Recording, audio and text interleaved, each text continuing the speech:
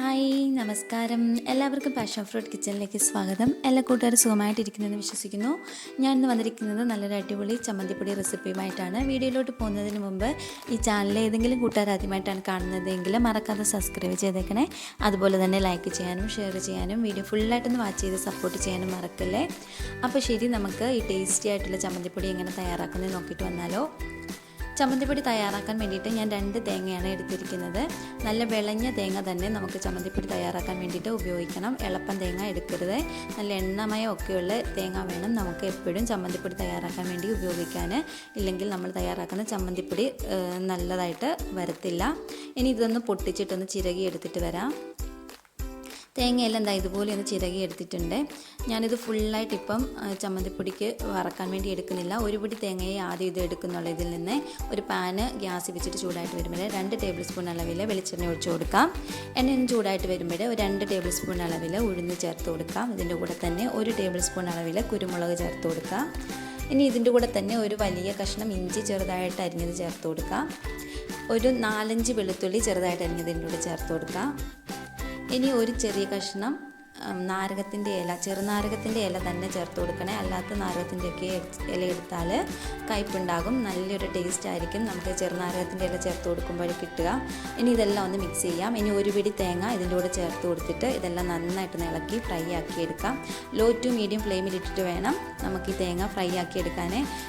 ഉഴുന്നും കുരുമുളകും ഒക്കെ ഒന്ന് ജസ്റ്റ് നന്നായിട്ട് പൊടിഞ്ഞ് കിട്ടാൻ വേണ്ടിയിട്ടാണ് ഞാൻ ആദ്യം കുറച്ച് തേങ്ങ ഇതെല്ലാം ഒന്ന് വറുത്തെടുക്കുന്നത്. ഇതിൻ്റെ കളറൊക്കെ ഒന്ന് ചേഞ്ചായി ഗോൾഡൻ ബ്രൗൺ കളറിലോട്ടൊന്ന് ആക്കിയിട്ടുണ്ട്. ഇനി ഫ്ലെയിം ഓഫ് ചെയ്തിട്ട് ഇത് മാറ്റി വെക്കാം. ഞാൻ ഇതെല്ലാം ഒരു ചെറിയ മിക്സിയുടെ ജാറിലോട്ടൊന്ന് ആക്കി കൊടുക്കുന്നുണ്ട്. ചൂടാറി വന്നതിന് ശേഷം മാത്രമേ പൊടിച്ചെടുക്കാവേ. ഇനി ഇതിനകത്തോട്ട് ഇച്ചിരി ഉപ്പൂടെ ചേർത്ത് കൊടുത്തിട്ടൊന്ന് മാറ്റി വെക്കുന്നുണ്ട്. അതിനുശേഷം ആ പാനിലോട്ട് തന്നെ ബാക്കിയുള്ള തേങ്ങയെല്ലാം നമുക്ക് ചേർത്ത് കൊടുക്കാം. തേങ്ങയെല്ലാം ആ പാനിലോട്ട് തന്നെ ഒന്ന് ചേർത്ത് കൊടുക്കുന്നുണ്ട്.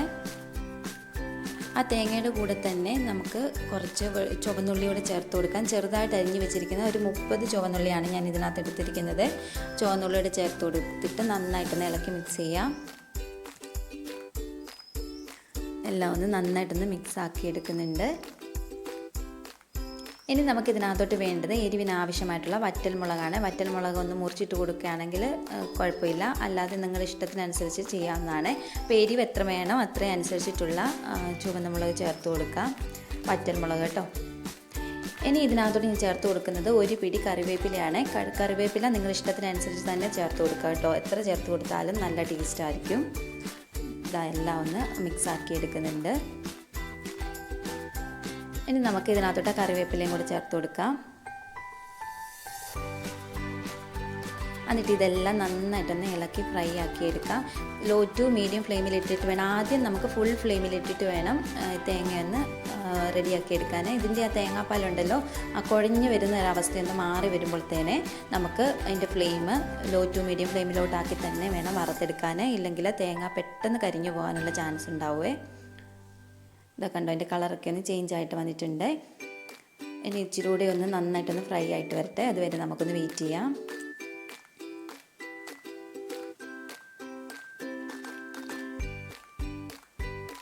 ഇതെല്ലാം ഒന്ന് നന്നായിട്ടൊന്ന് മിക്സ് ആക്കുന്നുണ്ട്. നല്ല അടിപൊളി ഒരു ചമ്മന്തിപ്പൊടി റെസിപ്പി കേട്ടോ. നിങ്ങൾ മറക്കാതെ ട്രൈ ചെയ്തേക്കണം. എന്നിട്ട് ഫീഡ്ബാക്കൊക്കെ കമൻറ്റ് ബോക്സിൽ അറിയിക്കണേ. അപ്പോൾ എത്ര നാൾ വേണമെങ്കിലും നമുക്ക് ഈ ചമ്മന്തിപ്പൊടി കേടുകൂടാതെ സൂക്ഷിക്കാൻ പറ്റും. വെളിയിലൊക്കെ കൊടുത്ത് വിടാനൊക്കെ ആണെങ്കിൽ നല്ല അടിപൊളിയാണ് കേട്ടോ. നിങ്ങളിങ്ങനെ ഒന്ന് ട്രൈ ചെയ്ത് നോക്കണേ. ഇത് നമ്മുടെ ചമ്മന്തിപ്പൊടിക്കുള്ള തേങ്ങയെല്ലാം റെഡി ആയിട്ട് വരുന്നുണ്ട്. ഇത് കളറൊക്കെ ഒന്ന് മാറി നല്ല ഫ്രൈ ആയിട്ട് വരുന്നുണ്ട്. വറ്റൽമുളകൊക്കെ നല്ലതായിട്ട് ഫ്രൈ ആയിട്ട് വന്നിട്ടുണ്ട്. നല്ല കിലുകിലാന്നുള്ള സൗണ്ട് കേട്ട് വരുന്നുണ്ട് കേട്ടോ. അത്രയും സമയം നമുക്ക് വേണം ഇത് ഫ്രൈ ആക്കി എടുക്കാനേ.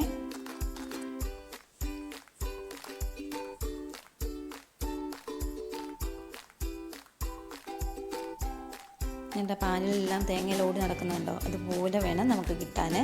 എന്ന് വെച്ചാൽ ഒത്തിരി കരിഞ്ഞും പോകരുത്, എന്നാൽ മൂക്കാതെ ഇരിക്കുകയും ചെയ്യരുത് കേട്ടോ. ഇല്ലെങ്കിൽ പൊടിഞ്ഞ് കിട്ടത്തില്ല. അതുകൊണ്ടാണ്.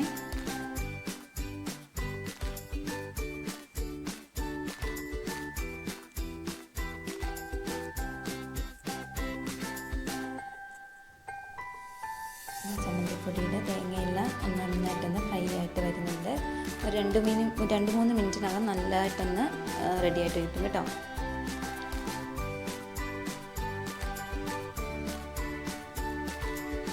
തേങ്ങയെല്ലാം നന്നായിട്ട് ഫ്രൈ ആയി മൂത്ത് വന്നിട്ടുണ്ട്. ഇനി ഫ്ലെയിം ഓഫ് ചെയ്യാം. എന്നിട്ട് 2-3 മിനിറ്റ് ഒന്ന് ഇളക്കിയെടുക്കണം, ഇല്ലെങ്കിൽ അടിഭാഗം ഒന്ന് മൂത്ത് പോകും. ചൂടാറി വന്നതിന് ശേഷം ആ മുളക് സെപ്പറേറ്റ് ഒന്ന് പൊടിച്ചെടുക്കണം. ഇനി ബാക്കിയുള്ള തേങ്ങയും കൂടി ഇട്ടിട്ട് നമുക്കൊന്ന് പൊടിച്ചെടുക്കാം. ഇതാ തേങ്ങയും കൂടി ഞാൻ മൊത്തമായിട്ട് ചേർത്ത് കൊടുക്കുന്നുണ്ട്. ഇനി ഇതിനകത്തോട്ട് വേണ്ടത് ഒരു നെല്ലിക്ക വലുപ്പത്തിലുള്ള വാളംപുളിയാണ്. അതുകൂടെ ചേർത്ത് കൊടുക്കാം. ഇനി ആവശ്യത്തിനുള്ള ഉപ്പ് പൊടി കൂടി ചേർത്ത് കൊടുത്തിട്ട് ഇതൊന്ന് പൊടിച്ചെടുത്തുകൊണ്ട് വരാം. ഇത് നമ്മുടെ ചമ്മന്തിപ്പൊടി ഇവിടെ റെഡി ആയിട്ടുണ്ട്. നമുക്കിതൊരു പാത്രത്തിലോട്ടൊന്ന് മാറ്റി കൊടുക്കാമേ. കണ്ടു, നല്ലതായിട്ട് ഫൈനായിട്ട് പൊടിഞ്ഞ് വന്നിട്ടുണ്ട്.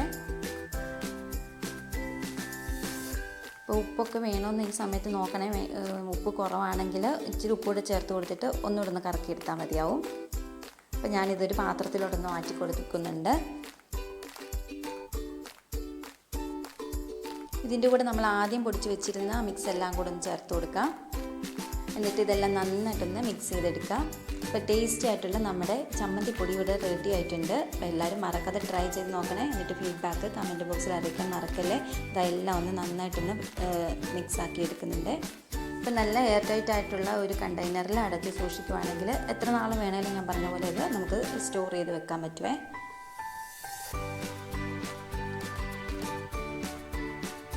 അപ്പം എല്ലാവരും മറക്കാതെ ട്രൈ ചെയ്തേക്കണേ.